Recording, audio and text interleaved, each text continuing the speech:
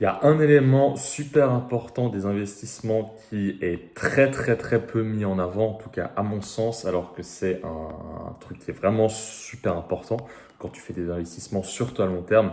C'est pour le coup une question un des rares trucs qui concerne plus les investisseurs que les traders, dans le sens où l'investisseur doit se pencher plus sur ce problème que le trader. Et cette question-là, c'est tout simplement la question de la fréquence de rebalancement de ton portefeuille. C'est un sujet qui est très peu mentionné parce que c'est quelque chose qui touche vraiment là du domaine du long terme. Et pour moi, à mon goût, il y a pas assez vraiment de contenu qui vraiment met l'accent sur l'importance justement cette fréquence de rebalancement. Pourquoi est-ce que c'est vital de le faire dans tes investissements?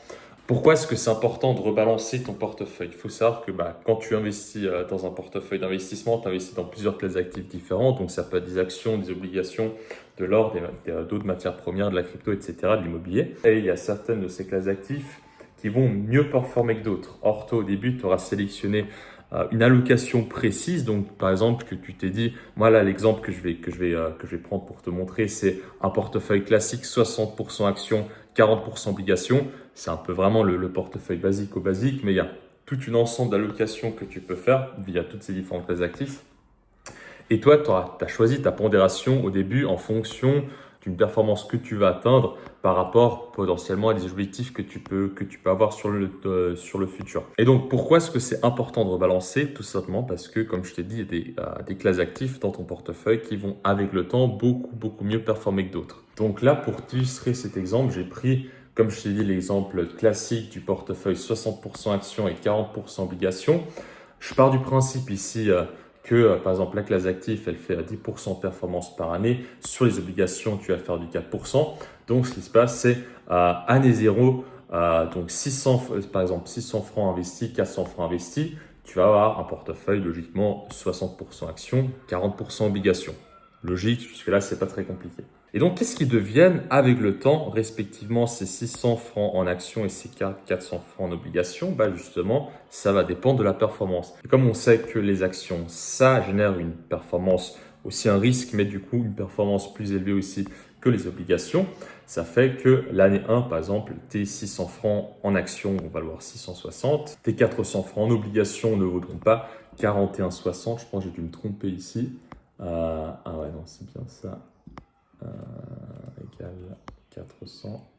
Tac, ici. Ça vaudra 416 du coup. Donc, tu auras à partir de l'année 1, donc après un an d'investissement, ton portefeuille sera plus à 60% actions, mais à 61,3. Donc, tu vois qu'après un an d'investissement, c'est pas encore une question vraiment majeure si tu es à juste 61% contre 38 sur les obligations. Mais vu que l'effet des intérêts composés, l'écart entre un truc qui fait 10% et un truc qui en fait 4, cet écart, il se creuse avec le temps. En fait, ce problème, il va vraiment venir avec les années et avec l'horizon de placement que tu as devant toi.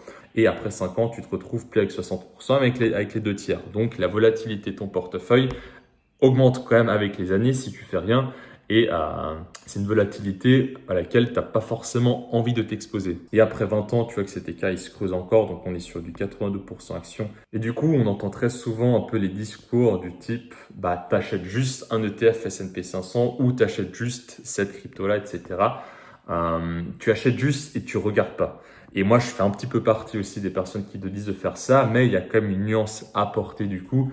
C'est que oui, mais il y a aussi le rebalancement auquel il faut faire attention. Nous, vu qu'on est des investisseurs qui investissons sur plusieurs décennies, là, la question du rebalancement, c'est un problème enfin, c'est pas un problème, hein, c'est vraiment juste un questionnement. C'est une question qui va nous concerner à plusieurs reprises dans notre vie d'investisseur. Et là, si tu veux, on peut partir sur un portefeuille encore beaucoup plus volatile. Dans le sens où, par exemple, si toi, tu as un profil de risque très agressif et que tu veux dire, par exemple, moi, je suis prêt à louer 40% de mon portefeuille en crypto, ce qui est une très grosse allocation pour le coup à la crypto, c'est-à-dire que tu as une tolérance au risque très élevée, mais c'est peut-être une situation dans laquelle tu te trouves aujourd'hui.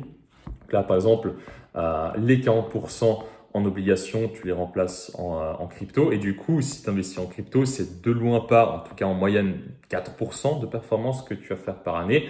Mais c'est beaucoup plus que ça. En l'occurrence, ce qu'on a vu historiquement sur le Bitcoin, par exemple, c'est plutôt proche du 90% par année. Donc 90% de performance sur la crypto, évidemment avec la volatilité qui vient avec, ça peut paraître énorme, mais j'y peux rien, c'est ce qu'on voit, c'est la performance historique du Bitcoin année après année depuis son lancement. 90% de performance par rapport aux 10% que tu fais en moyenne sur des actions, ce qui est déjà une très bonne performance. Mais là, tu vois que en fait, tu commences l'année. Du coup, il faut que je change les labels ici. Tu commences l'année 40% crypto, ça 60% action, mais tu vois que la crypto met tellement une vitesse aux actions et puis à tout le reste des classes actifs qu'en fait, ces 40% très très vite, ils deviennent, après un an, ils deviennent 53%, puis après 5 ans, ils deviennent 91%. Et là, tu vois après 20, enfin, c'est ridicule de regarder ça, mais tu vois, après 20 ans, on est vraiment sur du 100%, parce que la partie crypto prend une place tellement petite par rapport à la performance.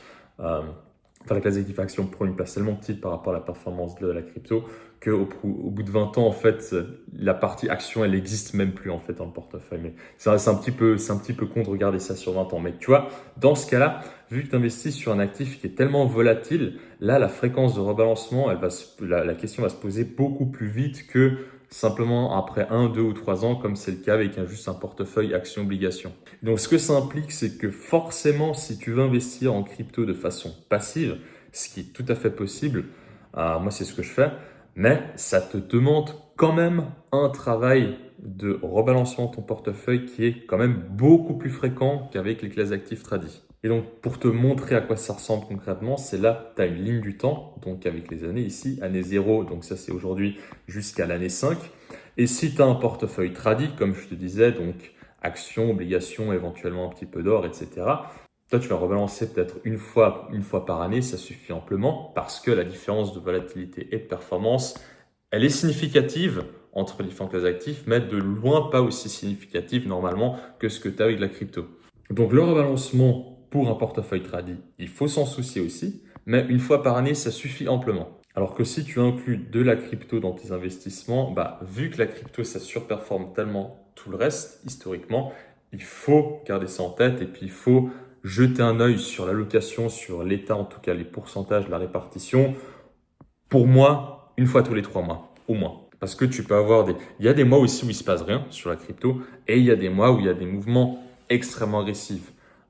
Même sur quelques jours où tu as des mouvements extrêmement agressifs où ton allocation est complètement changée. Donc pour moi, si tu as une partie crypto, et ça dépend de la pondération, mais il faut quand même jeter un œil et rebalancer quand même activement tes investissements une fois tous les 3 mois. C'est pas un très gros effort à faire, mais voilà, ça demande d'avoir un œil un petit peu plus vif, de regarder ça quand même un petit peu plus que simplement l'approche bourse passive où tu as plus de données aussi, où tu as un petit peu une meilleure prévision sur la performance que tu vas générer. Donc voilà, c'est tout pour cette vidéo. J'espère que ça t'a été utile, surtout si tu as un portefeuille crypto, parce que c'est vrai que cette question de rebalancer tes investissements, c'est un truc qu'on entend relativement peu et qui, à mon sens, quand on est des investisseurs à long terme comme nous, c'est une question qu'il faut se poser, clairement. Pas tous les jours, comme je te disais, mais une fois tous les X années ou tous les mois si tu fais de la crypto. Et donc, si tu as vu de la valeur, je t'invite à rejoindre mon canal WhatsApp. Donc, je te mets le lien en description. Je te parle de plein de sujets différents dans les investissements, principalement orientés aussi au niveau du système suisse, mais il y a aussi des choses qui ne sont pas forcément orientées. Ça c'est pas orienté sur le système suisse. Ça, c'est vraiment les investissements en général. Donc, je t'invite à rejoindre mon canal WhatsApp si tu as vu de la valeur. Nous, on se retrouve très vite pour une prochaine vidéo. C'était Patrick. Ciao.